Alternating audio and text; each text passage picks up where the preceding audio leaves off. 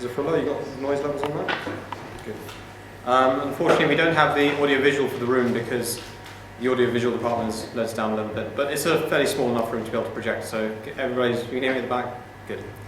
I'm president of the University College London Union Ahmadiyya Muslim Students Association, and this is our 4th or 5th event this year. The topic of the event is Socrates, philosopher or prophet. Some of you may know, everybody's heard of Socrates, haven't they?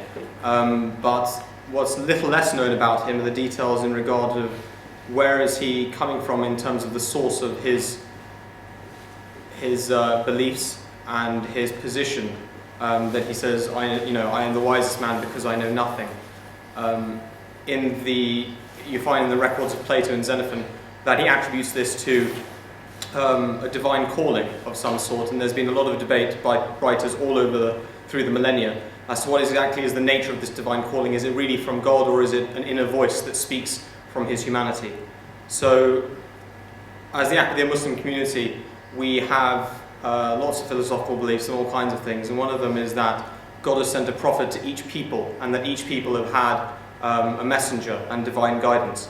So the question Rehan Qayoom will be answering today, or discussing rather, not answering, is what is the basis of such a belief? Is it a valid belief based on the sources? And to explore a little bit, and hopefully we'll have some questions answered at the end. May I introduce also Fiona Lee, if that's all right. Yep. She's a professor? No, I'm just a doctor. I'm a lecturer. A lecturer at University College London in the philosophy department, and her research is based on Socrates especially, ancient Greek philosophy. So unfortunately she has to leave in about 15-20 minutes, but hopefully in the future when we do this, we hope to do this similar event again in the future, we'll definitely invite her. So without further ado, Rehan Qayoom. Can everyone hear me at the back? Yep, great. Ladies and gentlemen, may I begin by confessing my ignorance, not because of the subject upon which I will address this evening, but in the truest possible sense. I am not an academic or a professor of some sort, though I am very often mistaken for one, nor in some sense a poet, for which I am mistaken even more often. In that sense, I am not really qualified to speak. There are still ample grounds for research into what I say tonight, and I hope someone who is well equipped to do so will conduct it one day and sift the wheat from the chaff with honesty and in fairness to Socrates and his great personality. Many religious and secular intellectuals during the ages have justified by example their belief in a God. During the general age, known to us as the Axial Age, the same problem had engaged the minds of Buddha, Confucius, Zoroaster, Lao Tzu, Homer, Heraclitus, Thucydides, Archimedes, Elijah, Isaiah, Jeremiah, and the authors of the Upanishads. In Athens, during this period, the belief in a plethora of mythical deities flourished. Deities played tricks upon each other, upon humans, even told lies and put heaven and earth to ruin, as attested by the classical epics of Homer and Virgil. The Holy Quran mentions this exact dilemma when it asks, have they taken gods from the earth who give life? If there had been in them gods other than Allah, then both, that is the heavens mentioned earlier, and the earth would have ended up in chaos. Glorious then is Allah, the Lord of the throne, far above what they attribute. In this polytheist society was born a man named Socrates, who in 469 BC, the son of Sophroniscus, a stonemason, and Phanerete, a midwife. As a child, Socrates would have been schooled in the Homeric epics, the Iliad and the Odyssey, and received education in science, music, and gymnastics. He was also a talented sculptor in his youth, and his relief of the draped Graces stood on the road near the entrance to the Acropolis. The fourth successor to Hazrat Mirza Ghulam Ahmad, peace be upon him, the founder of the Ahmadi Muslim community, who believe him to be the promised Messiah, the grand unifier of the latter days, pays homage to Socrates in his magnum opus, Revelation, Rationality, Knowledge and Truth, with the following words: "He was a prophet among philosophers, and a philosopher among prophets. He believed in the unshakable unity of God, of his absolute goodness. He did not entertain the slightest doubt. That is what he pronounced during his last speech before the Athenian Senate. He believed in God, the possessor of absolute goodness, not merely through his intellectual and physical exercise. He believed because he had personally known him as such, right from the early days of his childhood. Nay, he was brought up in the very lap of God, with his personal love and care." This was Socrates, who also tackled the question with profound logic. But it is a logic largely spent in proving the impossibility of any evil originating from God. When it came to the issue of evil and suffering in the world, he dismissed them as human errors, logically impossible to have emanated from him. He had to be good. He was good, and he could not be anything but good. Hence, evil must have been generated by earthly people, God having no share in their defiled practices. His answer was simple, but left room for others to assail him philosophically, so that ultimately he could be driven to an indefensible position. The Holy Quran declares, so for every nation there is a messenger. When their messenger comes, the issue between them is judged with equity, and they are not wronged. Verily we have sent thee with the truth as bearer of glad tidings and as a warner, for there is no nation to whom a warner has not been sent. And we did raise among every people a messenger, enjoining the worship of Allah and shunning of the transgressor. Then among them were those who were guided by Allah, and among them were those who deserved their misguidance. So travel through the earth and observe the fate of those who opposed. If they treat thee as a liar, their predecessors did the same. Whenever their messengers came to them with clear signs, and with the scriptures, and with the illuminating book. Today I will try to convey a taste of the status of Socrates in Islam through the references to him, in hope that those who thirst for knowledge would go to those sources, those founts of gnosis, and benefit from them. Hazrat Mirza Tahir Ahmad argued in his book, mentioned earlier, that Socrates was a prophet of the ancient Greeks. His apparent prophetic qualities and character and personality are even today a subject for academic debate. His constant reference to the oracle and how it performs the active function of a moral compass by preventing him from unseemly acts could easily be taken as a reference to or substitute for revelation. Like other prophets of God, he criticizes the soothsayers of his time and the false claimants to knowledge. Similarly, Socrates often referred to God in the singular as opposed to the plural, and actively rejected the Greek pantheon of gods and goddesses, unless citing them as examples of their falseness. Socrates revered God as Zeus, the god of the Deucalion flood, which is the same word as the Latin deus and the Sanskrit deva, both meaning God. He reveres no oracle but the Delphic, sacred to Apollo, the high god, and even that not without having tried and tested it. And this has been acknowledged by Hazrat Mirza Tahir Ahmad. He says that these are the supreme deities, and that a closer study would reveal that Socrates sometimes refers to the term gods, but means angels or other superhuman spiritual forms of life. The Arabs at the time of Prophet Muhammad peace and blessings of Allah be upon him, was a similar polytheistic society which could not comprehend the trinity of mother goddesses, whose shrines were kept at Mecca, Taif, Dhul Khalasa and other places, and they are reported in the Holy Quran to have said, "Has he forged the gods into the one God? That is surely astounding." Moreover, when we look at the way he speaks of other deities, he does not speak of them in the way Homer does, but rather as perfect beings revealed not in body, but to the diligence of the mind. Socrates also challenged these classical myths of Homer and Hesiod, which were like the Bible to the people of Greece. Socrates' God is wise and can never act immorally, never gets angry without a just cause, never lies, and never rapes women.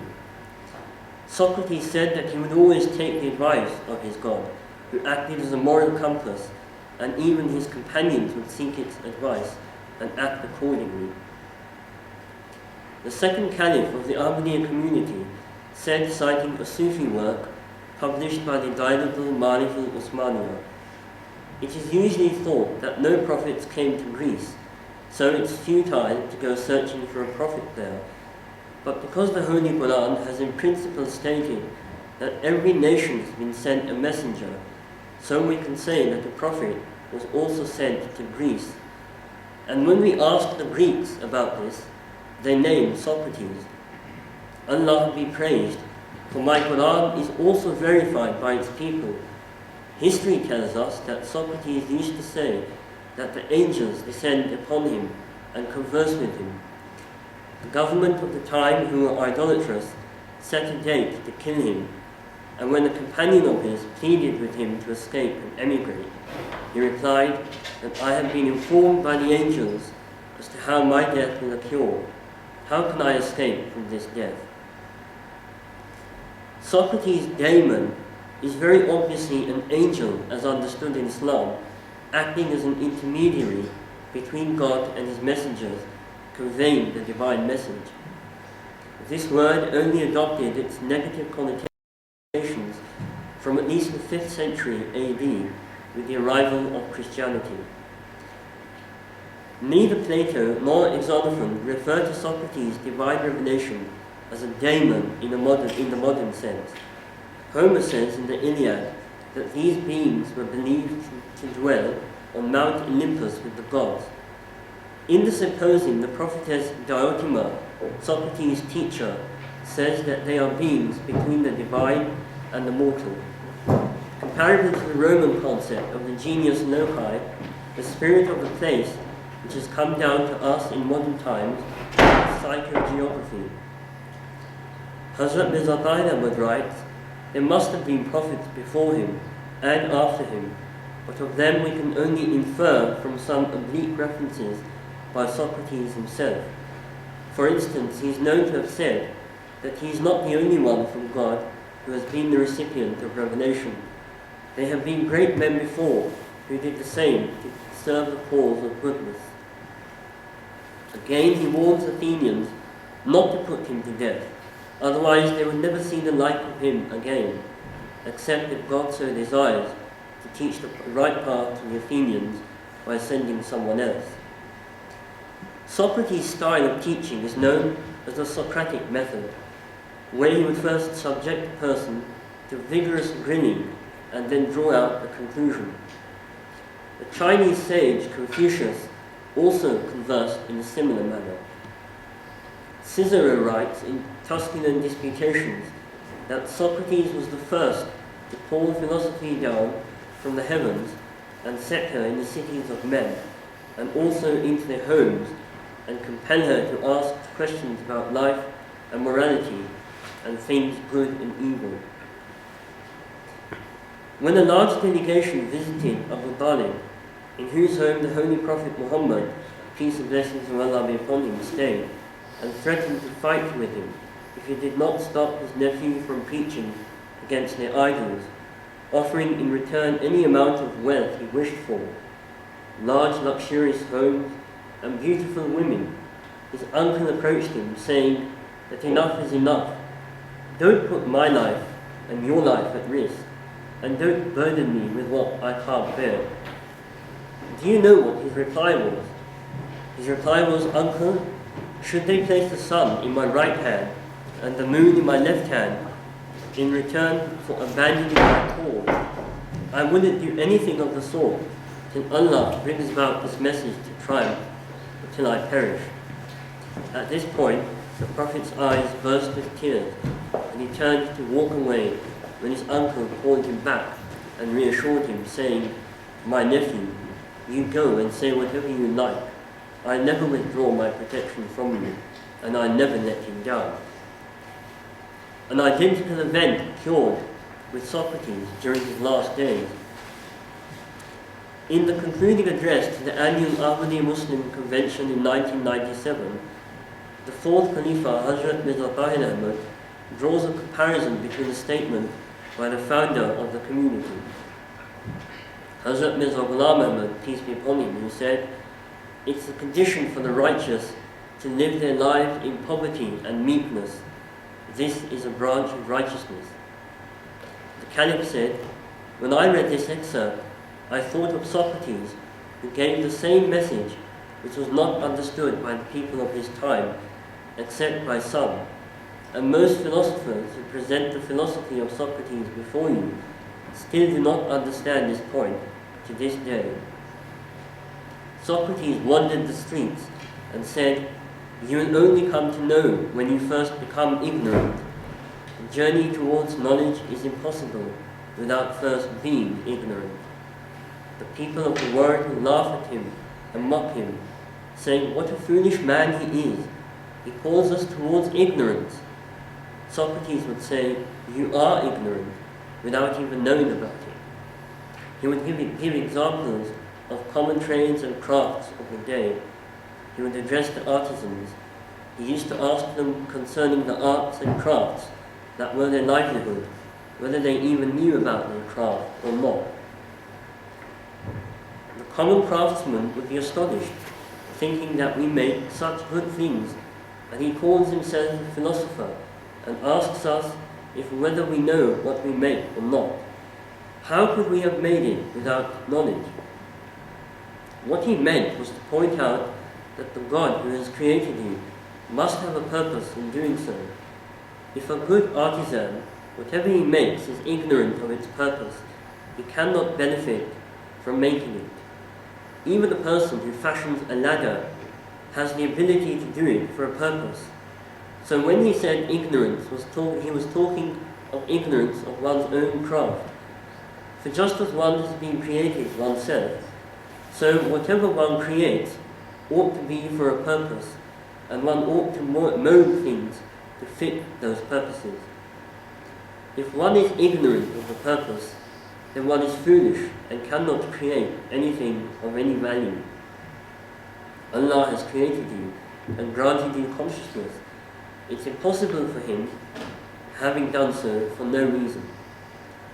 At least admit your ignorance before Allah, before understanding the purpose. So Socrates, peace be upon him, who I believe to be a prophet of Allah, I haven't an iota of doubt in my heart, was not a worldly philosopher, as he spoke in parables those things that are said by prophets, just as Prophet Jesus, peace and salutation be upon him, used to preach to the world in parables. At least acknowledge your ignorance before God. At least say that, "O God, you know, and we do not know." Only then will you grasp the hand of one who knows, and will you achieve anything. If you do not even acknowledge your ignorance and are lost in your own ego, then you cannot achieve anything in this world. I am going to argue that Socrates was not just an invention of Plato's creative mind and that of his contemporaries. Socrates did not write a single word, but we have enough historical proof to emphasize that he did exist just as we do today. Socrates is there not only in the works of Plato, but also of Xenophon, Aristophanes, Aristotle, and others who saw and knew him and were his companions.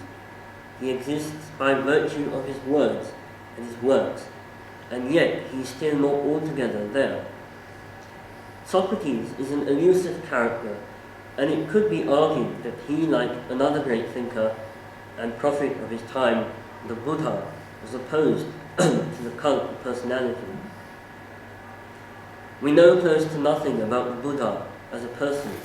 His followers give all importance to his teachings, which they strive to preserve instead of his personality. Buddha too was accused of disbelieving the gods of the Brahmins, and similarly we know very little about Socrates as a person. A modern novelist, has compared him to a donut, gloriously rich with a whacking hole in the middle where the central character should be. Karen Armstrong writes in her Life of the Buddha, some Buddhists might say that to write a biography of Siddhartha Gautama is a very un-Buddhist thing to do. In their view, no authority should be revered, however august. Buddhists must motivate themselves and rely on their own efforts, not on a charismatic leader. One 9th century master who found the Lin Chi line of Zen Buddhism even went so far as to command his disciples that if you meet the Buddha, kill the Buddha. To emphasize the importance of maintaining this independence from authority figures, Gautama might not have approved of the violence of this sentiment, but throughout his life he fought against this cult of personality and endlessly deflected the attention of his disciples from himself. It was not his life and personality, but his teaching that was important. He believed that he had woken up to a truth that was inscribed in the deepest structure of his existence. We ought to give these companions of the great philosopher the benefit of the doubt. On the website of the Greek Archaeological Society, there is a project documenting the fascinating correlation of modern archaeological discoveries, conforming in the main to Plato's narrative, such as the site of Simon's shoe shop or the prison quarters where Socrates would have been held. Bettany Hughes argues at the beginning of a masterpiece of a biography that if Socrates did not in fact exist, if he had been a mere fiction of his age, such as Sherlock Holmes or Rumpel or some such, Plato would have been laughed out of the academy he set up in around 387 BC, and out of history. Plato, along with Xenophon and Aristophanes, wrote for their 5th and 4th century peers from men who were contemporaries of Socrates, many of whom were intimately involved in the prophet's life and eyewitnesses of the events of the age. Downright lies just wouldn't have washed. But Plato's reputation now has archaeology on its side. His philosophies work on many levels, but the hard facts they contain were certainly not all a lie. Archaeological digs each year are substantiating and backing up in precise detail the picture of 5th century Athens that Plato so skillfully and energetically painted just after Socrates' death, 2,400 years ago. For the first time, for example, we can now walk beside the narrow streets that lie under the new Acropolis Museum across the painted stoa, the covered area or walkway where Plato, as a young impressionable man, sat and listened to Socrates speak. The ancient stones match Plato's ancient words. Socrates spirited through Athens like a meteor, carousing and making its dull inhabitants comprehend the beauty of his blazing mind. Diogenes Laertius writes in his Lives and Opinions of the Eminent Philosophers that he would often pass through the bazaars looking at the wares and wondering how many things he could do without. In the powerful speech he gave that has come down to us in the versions of Plato and Xenophon, he declared, "Not even the impudence of my accusers dares to say that I have ever exacted or sought pay of anyone. They have no witness of that, and I have the witness of the truth of what I say. My poverty is sufficient witness. The Holy Quran has spoken of this treatment, which is common to all the prophets of God, and says, "And we never sent a warner to any township, but the wealthy ones thereof said, Surely we disbelieve in what you have been sent with." Socrates taught, as recorded by Plato in the Republic, that wisdom is wealth, and that wealth is the parent of luxury and indolence. Though an eccentric, he never lost his modesty, debating, questioning, even teasing, yet sometimes he would be found frozen in a trance-like silence, stern as a statue, sometimes for an entire day, regardless of the cold weather. Alcibiades once caught him in his transfixed state. He reports in the Symposium, "Once I caught him when he was open like Silenus statues, and I had a glimpse of the figures he keeps hidden on the inside. They were so godlike, so bright and beautiful, so utterly amazing, that I no longer had a choice. I just had to do whatever he told me." Many gossip that he was possessed, as said also of other prophets. The Holy Quran records this whisper in the words, "And yet they turned from him, saying he is tutored, he is possessed." He was able to laugh them off. The Holy Quran states, "And we sent messengers before you among various denominations of yore, but there never came to them any messenger, but they mocked at him." This same verse occurs again in Surah Al-Zukhruf, the gold adornments, but with prophet instead of messenger. Incidentally, the Ahmadiyya Muslim view is that the titles of prophet and messenger are not for distinct offices, but are actually synonymous. In the same chapter, it goes on to state, "Nay, they say, we found our fathers following a tradition, and we are guided by their footsteps. And thus it is that we never sent any warner before thee to any township, but the prosperous ones thereof said, We found our ancestors set upon a way, and we are just following in their footsteps."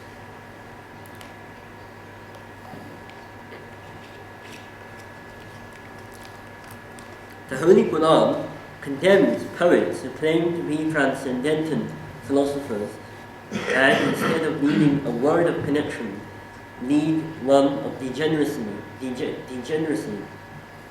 leading to separation, exempting those revealing the essential holistic nature of life from the arts. And it is the erring ones who follow the poets. Dost thou not see how they wander distracted in every valley, and that they say what they do not do? Excepting those who believe and act virtuously, and remember Allah much, and lambast after they are wronged. For the evil ones will soon know to what place they should return. And we have not taught him poetry, nor does it befit him. It is but a reminder and the Quran offering illumination. And they said, "Shall we give up our gods for a mad poet? And it is not the word of a poet. How little ye believe." Hazrat Mirza Ghulam Ahmad, peace be upon him, the holy founder of the Ahmadiyya Muslim community, also received revelation from God in the words, "There is something in what you say to which the poets have no access." Poetry is unconcerned with telling, but extends our knowledge of good and evil, emphasizing the urgency of a need for action, but it leaves the choices up to us. The poet W.H. Auden writes, "Those who go to poetry expecting a complete guide to religion or morals or political action will very soon be disillusioned and condemn poets, as Plato did, though what they are really condemning is their own attitude towards poetry. The primary function of poetry, as of all the arts, is to make us most aware of ourselves and the world around us. I think it makes us more human, and I'm quite certain it makes us more difficult to deceive, which is why perhaps all totalitarian theories of state, from Plato downwards, have deeply mistrusted the arts. As in the Quran, it becomes obvious that it is only certain kinds of poets that are being condemned. I would argue that Plato in the Republic is only condemning these certain kinds of poets without naming them, because elsewhere the great classical poets, especially Sappho, who Plato is said to have called the 10th muse, and Homer, who Socrates calls the great captain and teacher of the whole of that charming, tragic company. Hesiod and Pindar have been given due praise. Their works were sacred texts for the Greek citizens, as were the fables of Aesop, which Socrates turned into songs in fulfillment of the divine commandment to make music in his last hours. Socrates would set out at dawn, visiting the colonnades, gymnasia, and marketplaces of the city, where he knew he could find people. Xenophon writes in his memorabilia that at such times Socrates would not keep quiet, he would talk and talk and talk. Plato records Socrates as saying in the Euthyphro, "I fear that because of my love of people, they think that I not only pour myself out copiously to anyone and everyone without payment, but that I will even pay them something myself if anyone listen to me." This again is characteristic of prophets. God addresses the Prophet Muhammad, peace and blessings of Allah be upon him, in the Holy Quran on more than one occasion, saying, "So haply wilt thou worry thyself to death for sorrow over them, if they believe not in this discourse." Socrates was quite happily married to 2 women, Xanthippe and Myrto, and sired 3 sons.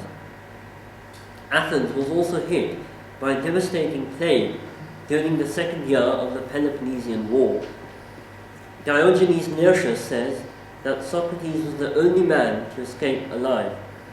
He returned from the war with his companion Alcibiades, whose life he had saved during the war, to find an Athens ravaged by plague in its 2nd year. It is sad that the relationship is only ever seen in a post-Freudian context, or has to be sexualized in this age. For example, Socrates saying that I had a brief association with the son of Anytus, and I found him not lacking in spirit, is taken that association, because it is not defined, can only mean that they must have had an homosexual affair. Similarly, much has been made of Socrates' relationship with Alcibiades, but when one examines the sources, it becomes apparent that his close affiliation with his companions is not unusual amongst the followers of prophets and their ardent devotees. And in any case, Socrates does not respond to the advances. Similar incidents can be traced in the lives of Jesus and of Prophet Muhammad, peace and blessings be upon them both, and are also related in the biographies of the founder of the Ahmadiyya community that are far removed from the taint of anything other than perfect spiritual devotion. This is clearly evident from the wonderful praise Alcibiades lavishes upon his master at the symposium. There is no one like him, and I do not think there ever was or ever will be. You will never find anyone else like Socrates, or any ideas like his ideas, not today, not in days gone by. When we hear any other speaker, even a very good one, he produces absolutely no effect upon us, or not much, whereas the mere fragments of you and your words, even at second hand, and however imperfectly repeated, amaze and possess the souls of every man, woman, and child who comes within hearing of them. And if I were not afraid that you would think me hopelessly drunk, I would have sworn as well as spoken to the influence which they have always had, and still have over me. For my heart leaps within me more than that, of any Colybantian reveller, and my eyes rain tears when I hear them, and I observe that many others are affected in the same manner.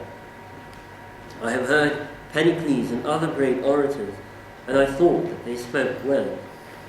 But I have never had any similar feeling. My soul was not stirred by them, nor was I angry at the thought of my own slavish state. But this Marsyas has often brought me to such pass that I have felt as if I could hardly endure the life which I am leading. This, Socrates, you will admit, and I am conscious that if I did not shut my ears against him and fly, as from the voice of the siren, my fate would be like that of others. He would transfix me, and I should grow old, sitting at his feet. He is the only person who ever made me ashamed, which you might think not to be in my nature, and there is no one else who does the same. For I know that I cannot answer him, or say that I ought not to do as he bids. But when I leave his presence, the love of popularity gets the better of me, and therefore I run away and fly from him, and when I see him I am ashamed of what I have to confess to him. There is a tradition narrated in Sahih Muslim, the second most authentic book recording the sayings of Prophet Muhammad, peace and blessings of Allah be upon him, in which it is narrated that Hanzala, a companion of the Prophet, met Abu Bakr Siddiq, the foremost companion and the first caliph, who inquired as to how he was. Hanzala replied that he had become a hypocrite. Abu Bakr replied, God forbid, what are you saying, Hanzala? Hanzala said, when we are in the company of the Holy Prophet, he reminds us of paradise and the fire, and we feel as if we are looking at them. But when we depart from him, we are beguiled by our wives and children and livelihoods, and we forget the greater part. Abu Bakr said that he had experienced the same. So they both went to the Holy Prophet, and Hanzala told him that he had become a hypocrite. The Prophet replied, what is that, Hanzala? He explained, Messenger of Allah, when we are in the company of the Holy Prophet, he reminds us of paradise and the fire, and we feel as if we are looking at them. But when we depart from you, we are beguiled by our wives and children and livelihoods, and we forget the greater part. The Holy Prophet replied, by him in whose hands is my life, if you were to continue as you were when you were with me, occupied with the remembrance of Allah, angels would shake hands with you in your beds and meet you in the streets. With Hanzala, there are moments and moments, there are moments and moments, there are moments and moments. An almost identical incident occurred during the life of the founder of the Ahmadiyya community, Hazrat Mirza Ghulam Muhammad, peace be upon him, who explained that humans always underwent through phases of spiritual expansion and retraction, and that it would only be a matter for concern if one were to find themselves in one state. And he talked of water, which is pure in form, but that when it is stationary and not flowing, it turns stagnant and unfit for consumption. This is exactly what Alcibiades says.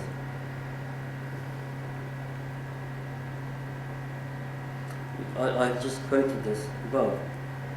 In the symposium, we are offered one of the greatest discourses on love to flow from the lips of the Prophet.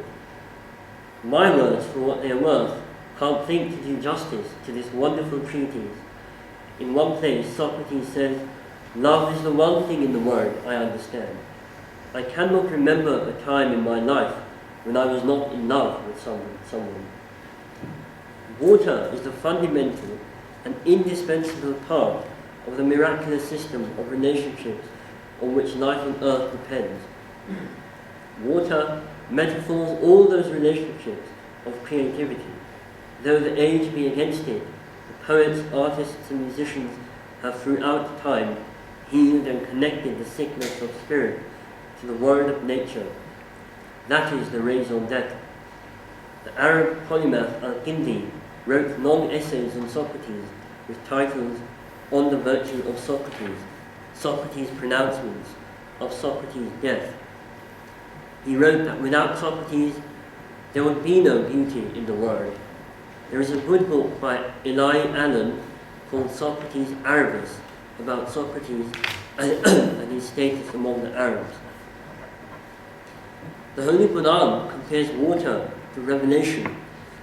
And I will explain briefly here what we mean as Ahmadi Muslims when we say that Socrates received the revelation of God.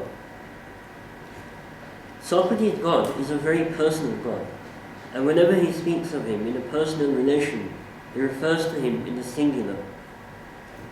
Hazrat Mirza Tahir Ahmad has argued that because Xenophon was himself a polytheist, it was him who was largely responsible for attributing to Socrates the belief in many gods other than this one God to which he so often referred. He goes on to respectfully yet strongly criticize the recent work of Gregory Velasquez, who wrote Socrates, Ionist and Moral Philosopher. Furthermore, he points out that the form of worship practiced and prescribed by Socrates was distinctly different to the ones prevalent in Athens at that time, which had degenerated to a kind of commercial exchange, and that was what Socrates shunned as futile. However, Xenophon admitted that nobody ever knew of his doing or saying anything profane or unholy. This is by definition the difference between hallucination, inspiration, and revelation, that being actually inexpressible. Revelation begins where the potentialities, the possibilities of human language end. In the Phaedrus, it is this spiritual station which is described as the theomania, or the divine madness. This is the voice which transforms the being upon whom it descends and infuses and engulfs completely, so that a new voice is granted, which has no relation, however remote, to the random and occasional voices of hallucination. It is the voice of reason and rationality. It is the voice of truth. In the world of religion, revelation is the highest form of inspiration. Alcibiades warns people that Socrates may seem to present himself as your lover, but before long, you will have fallen in love with him. It was this platonic and spiritual love which moved Alcibiades to offer a tract of land for Socrates to build a house upon. But Socrates replied with asking him if I wanted shoes and he offered me a whole hide to make a pair with, would it not be ridiculous for me to take it? Madame Helena Blavatsky has written in Ancient Landmarks that the daimonon of Socrates is the god or divine entity which inspired him all his life. As Socrates points out in the Apology, the Theses, which is attributed to Plato, is a Socratic dialogue with Socrates' divine voice is discussed with reference to prophecies he made that came true. It described 4 separate prophecies which were ignored with disastrous consequences. Later on, others wrote about Socrates' divine sign, such as Plutarch, who is worthy of particular mention here. He wrote about Socrates' divine voice and also on the decline of oracles in the Moralia. This is the same book which first makes mention of the famous chicken and egg question. This phenomenon of the decline of oracles, revelation, and divine messages coinciding with the time of the advent of a great prophet also occurred at the time of Prophet Muhammad sallallahu, peace and blessings of Allah be upon him. It is to be found described in the books of Islamic tradition, the Ahadith, and Ibn Kathir devotes an entire chapter to it in his voluminous biography.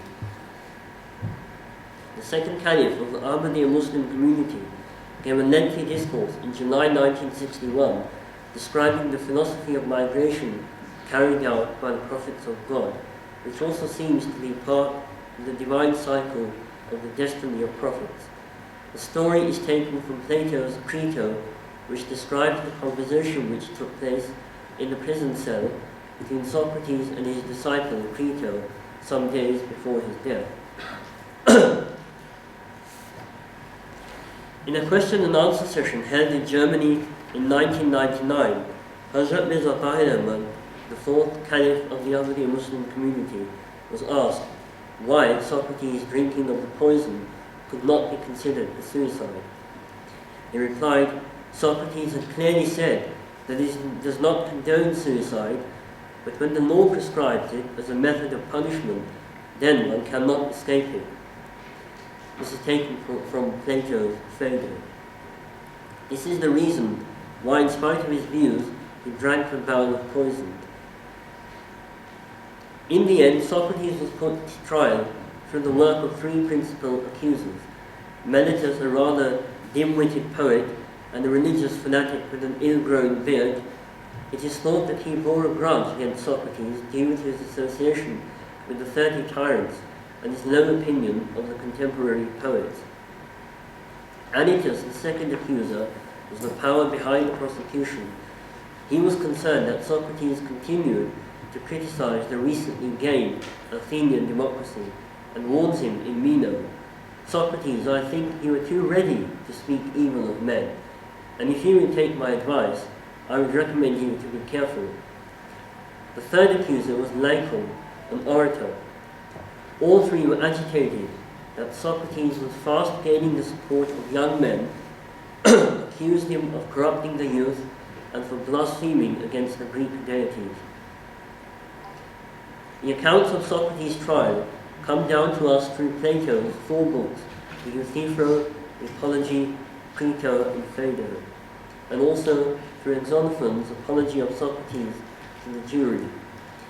But Xenophon is considered a less reliable source since he was not present there at the time.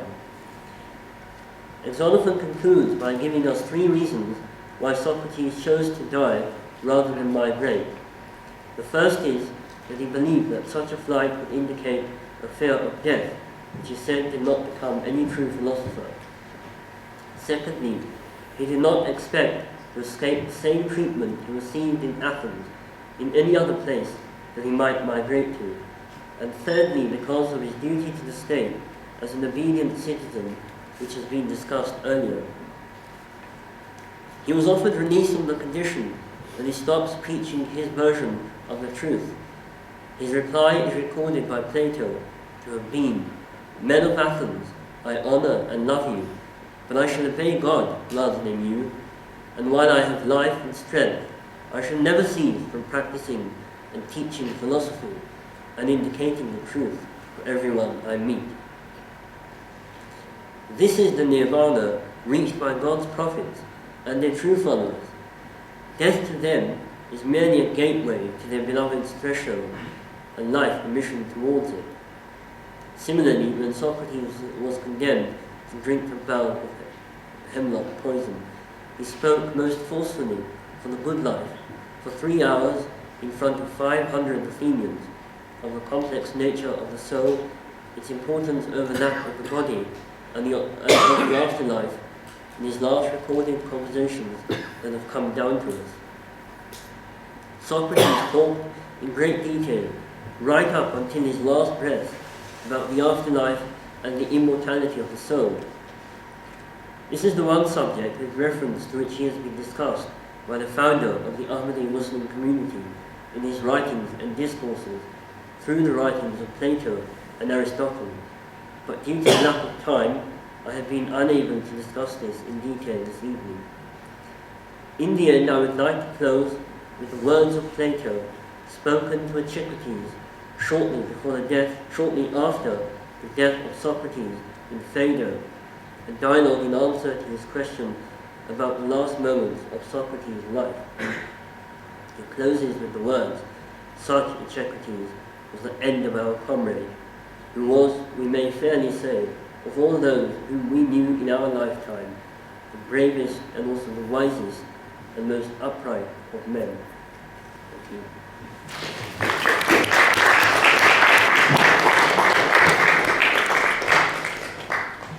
Thank you very much.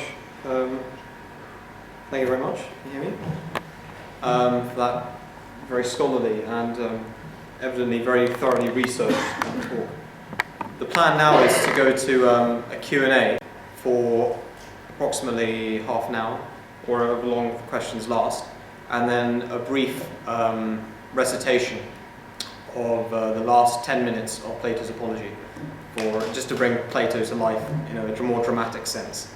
So please, if anybody has any questions, could I get you to come up? And if you have any questions, just speak into this. The microphone's on.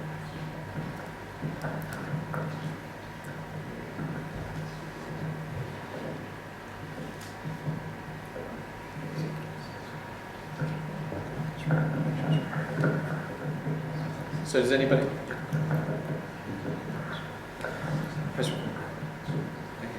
Does anybody have any questions? Our man with the mic will take her out.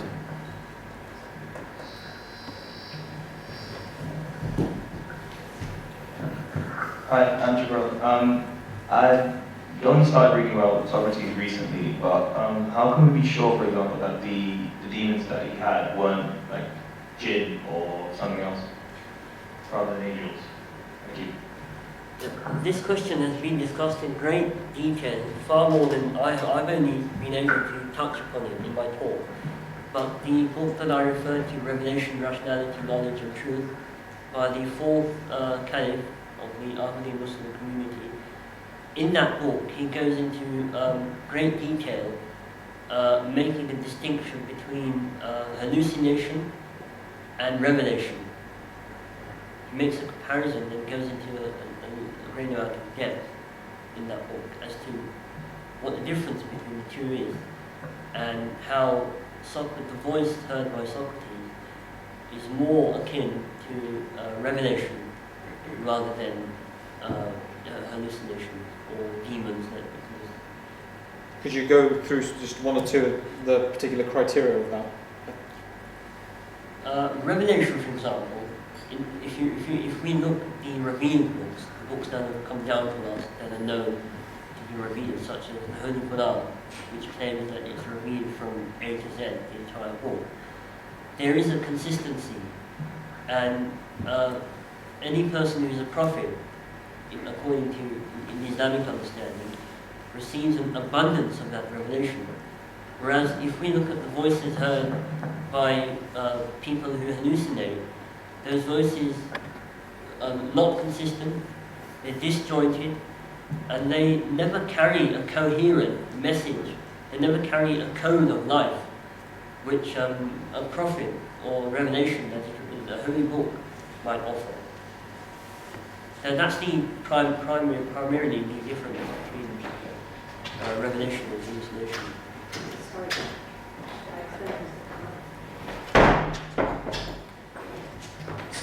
Any other questions?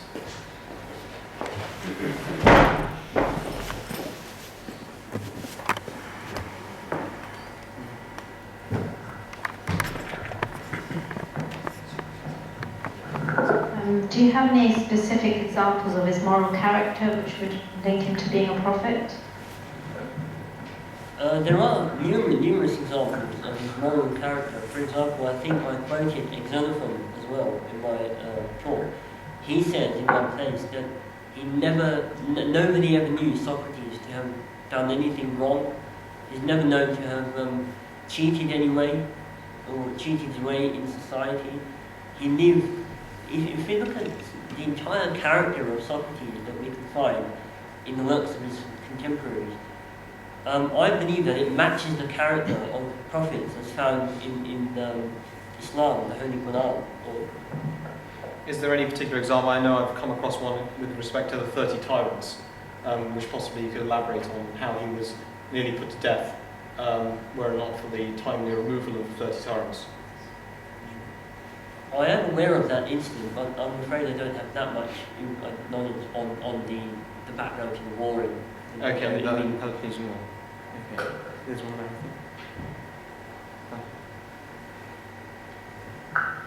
One more.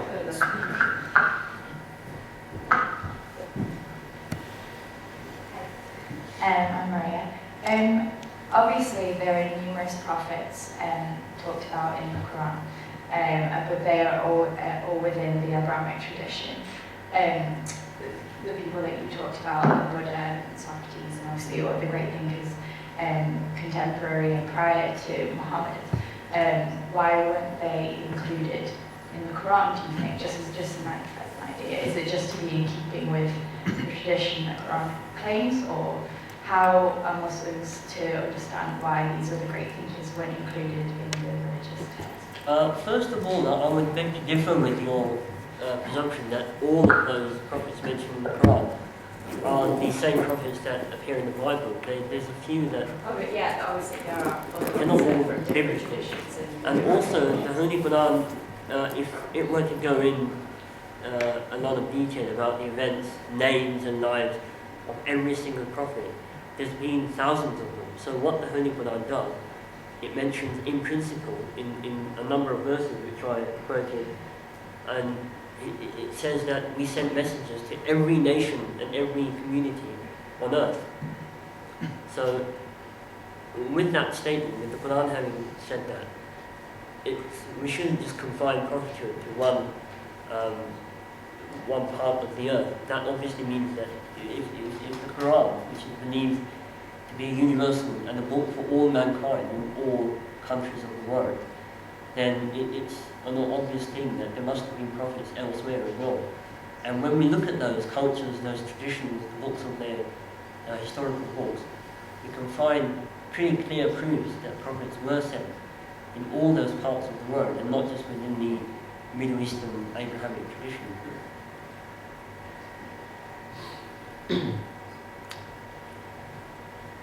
Well, just a comment on that. They might also not be included in the Quran because they didn't know about it. Confucius is a long way from Saudi Arabia. So. Yes, yes. I mean, there are two different perspectives, of course, on the origin of the Quran. Yeah, obviously God would know about everything.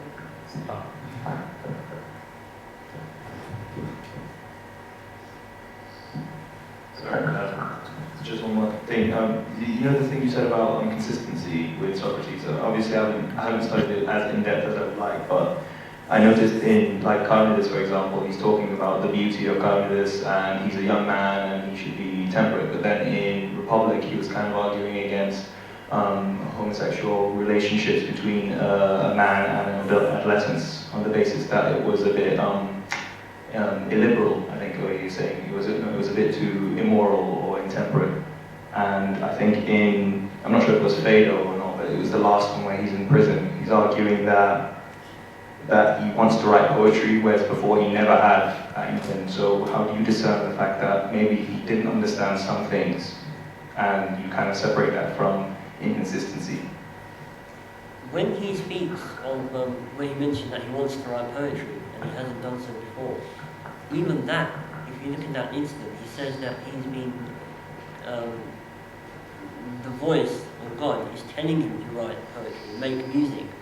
So what he does, he turns some of the famous fables of Aesop into verse, and even that is under divine commandment. But your first point was? I'm sorry. The first one was he said that in Carnidus he's talking about how Carnidus is a beautiful young man and he admires him for his beauty, and he says that other people admire him. And whether it's right that he could have misunderstood And then in Republic he's kind of saying because the opposite. in Islam, prophets aren't supernatural human beings. I mean, supernatural beings. They're human beings, and they're prone to the human faculties and errors. The only thing is that when a prophet doesn't make mistakes with reference to divine revelation, when it's divinely ordained, then it would be true. But otherwise, he could have believed in something earlier on and then changed his position later on due to any possible circumstances.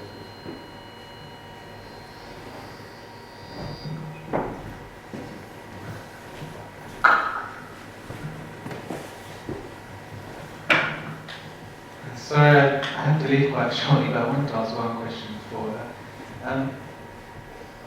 I know that I wanted to know what you think is Socrates' place within all the prophets, as you say he is. In the sense that I know the Ahmadiyya community believes that each prophet had a certain role. For instance, one of the roles of Moses was that when the Jewish people became very impressed by the Egyptians, to bring them into being much more courageous and gave them a religion that has actually some quite harsh roots in it. And then Jesus brought people back to sort of love and so on because the Jewish people had become too harsh in the application of the law. And similar things with your belief about Buddha, Krishna and so on. But what was Socrates' role and what was his legacy? Because it seems like most of what we know about Socrates is through Plato, and his main legacy seems to be through the philosophers and doesn't seem to be divine. So in a religious sense, if you believe in him as a prophet, what would you feel was I think his place? the legacy of Socrates, I think, would be to question yourself, never take things at face value, and always ask questions. But that seems a philosophical idea rather than or do you see it as a religious I see it as a religious idea as well as a philosophical idea. Because if you look at the life of Buddha, for example, or even the teachings of Confucius, they seem to, lots of other prophets come to mind, they seem to be very philosophical as well, but at the same time, they don't just ask questions merely for the sake of asking questions.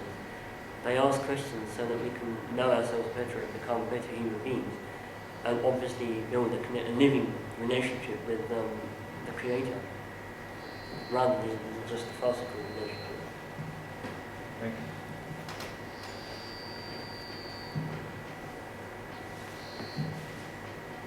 Are there any more? Because there's one there. It's not so much a question as more of a comment, if you don't mind. Yeah, please. Okay. You know, the key distinction between a philosopher and a prophet at the end of the day is basically, there's two main distinctions, or in fact three. Okay, the first distinction is that a prophet essentially tries to link you in with your Creator. That's number one. Number two, what he does is he promotes virtue so that you deal with other human beings on a good and equitable basis. And that's why, for example, you have Jesus who, told about the first commandment, about loving God, and the second commandment, love your neighbor as yourself, which he said essentially covered all the other commandments which relate to other human beings. Okay. Now, both of those things, what you said is, from your talk, it's quite clear that Socrates essentially dealt with both of those issues, and he wasn't dealing with just airy-fairy ideas about philosophy. He was dealing with tangible issues relating to human beings' lives. And the third distinctive feature of a prophet. He was quite staunch against the ancient myths as well. He always questioned those. Yeah, but essentially he was talking about the unity of God, and he was talking about human beings in terms of their relationship with each other. And every single religion that has ever come about has always been based upon these two fundamental things. Okay, so that's the definitive proof from my perspective that he was a prophet. The third aspect of it is what is the legacy that was actually left, which is what this gentleman essentially said. If you look at any civilization, human civilization that has ever taken place, it has always been initiated on the basis of virtue, brought by men of virtue who were prophets of God, whether they were Confucius or Tao or Jesus or Moses or the Prophet Muhammad, peace be upon him. It is always on the basis that human beings are disconnected with God, and as a consequence they're also disconnected with the rest of humanity, and they lose their humanity. And that is the key aspect, in terms of the fact, those are the key things that actually prove definitively that Socrates was not just a philosopher dealing with vague concepts, but he was dealing with the tangible issues relating to human beings. Thanks for this wonderful analysis. Are there any other questions? Otherwise we'll go to the ending 10-minute rendition. No? Okay.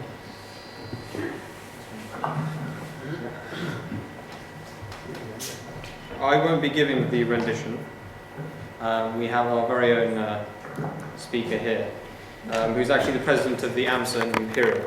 We have to hear that. You don't need to. Okay. I hope you enjoy it. We have a mailing list at the front, If you want to be alerted about future events we have approximately 2 or 3 future events coming up in the next term and this term relating to the economic policy and economic position in Islam, and also another talk which is the distinctive features of the Ahmadiyya Muslim community. So with that, thank you very much for attending. It's been hopefully a bit more of a different kind of event as opposed to the ones that other Muslim societies or we have done in the past as well. And so I hope you enjoyed it, and with this we'll finish.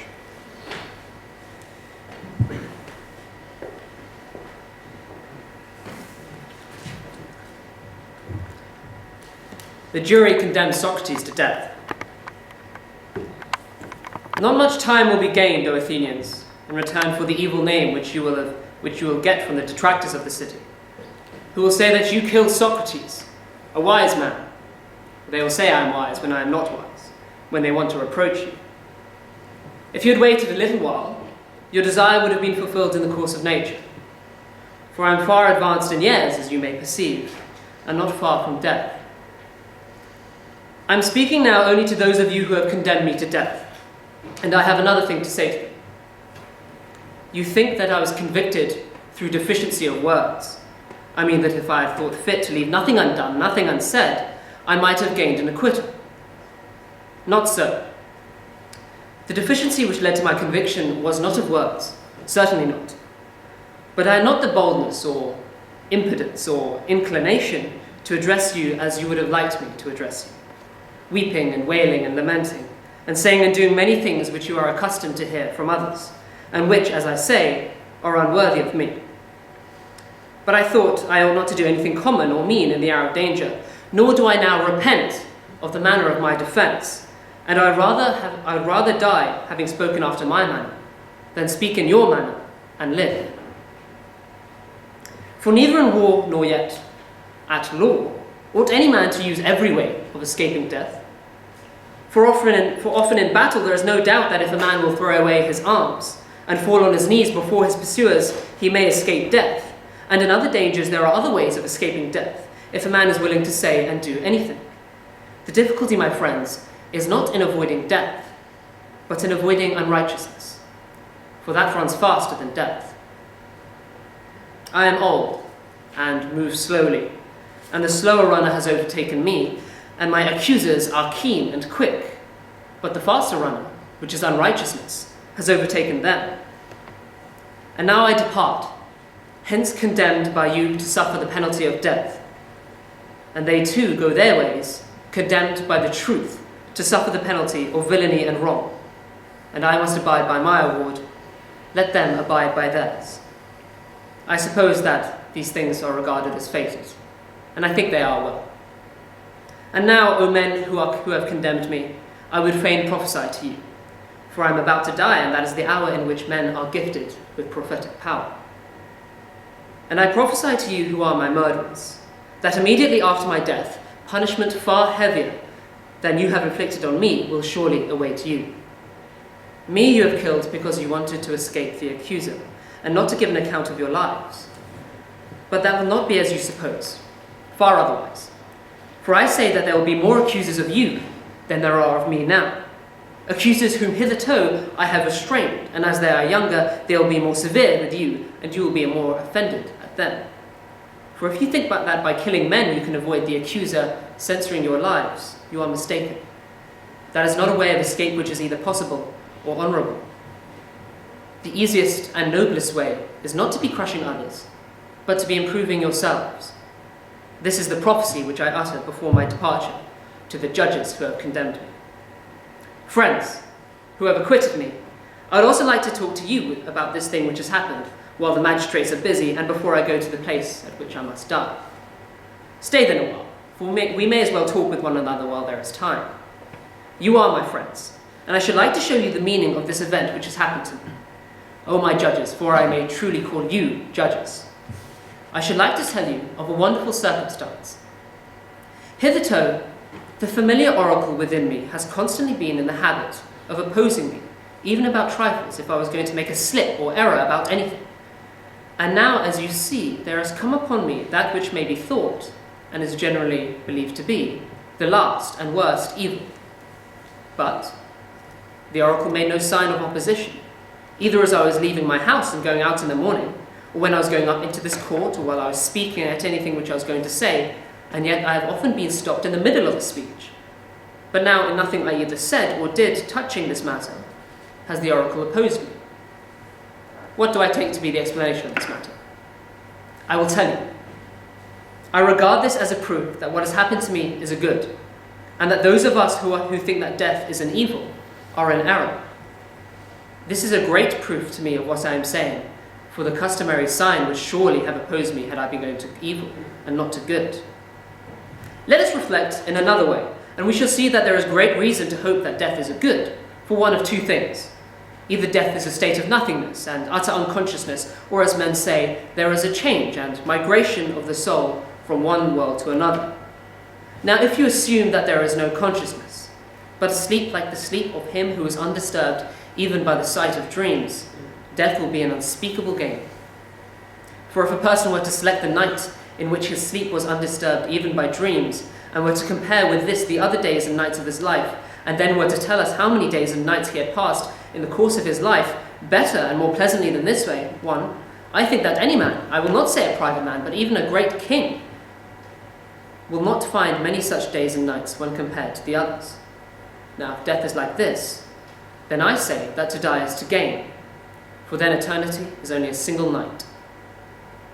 But if death is the journey to another place, and there, as men say, all the dead are, what good, O my judges, can be greater than this? If indeed, when the pilgrim arrives in the world below, he is delivered from the professors of justice in this world, and finds the true judges, who are said to give judgment there, and other Minos and Rhadamanthus and Aeacus and Triptolemus, and other sons of God who are righteous in their own life, that pilgrimage will be worth making.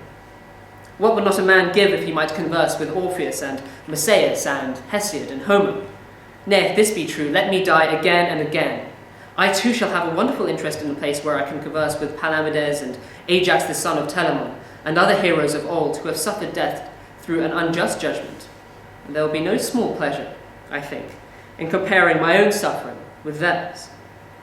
Above all, I shall be able to continue my search into true and false knowledge, as in this world, so also in that. I shall find out who is wise and who is not and pretends to be. What would not a man give, O judges, to be able to examine the leader of the great Trojan expedition? For in that world they do not put a man to death for this, certainly not.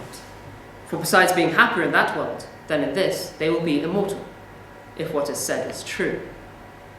Wherefore, O judges, be of good cheer about death, and know this of a truth, that no evil can happen to a good man, either in life or after death. He and his are not neglected by the gods, nor has my own approaching end happened by mere chance. But I see clearly that to die and be released was better for me, and therefore the oracle gave no sign. For which reason also I am not angry at my accusers or my condemners, for they have done me no harm, although neither of them meant to do me any good, for which I may gently blame them. Still, I have a favour to ask of them. When my sons are grown up, I would ask you, O my friends, to punish them, and I would have you trouble them as I have troubled you if they seem to care about riches or anything more than virtue. Or if they pretend to be something when they are really nothing, then reprove them as I have reproved you, for not caring about that for which they ought to care, and thinking that they are something when they are really nothing. And if you do this, I and my sons will have received justice at your hands. The hour of departure has arrived, and we go our ways. I to die, you to live. Which is better, God only knows.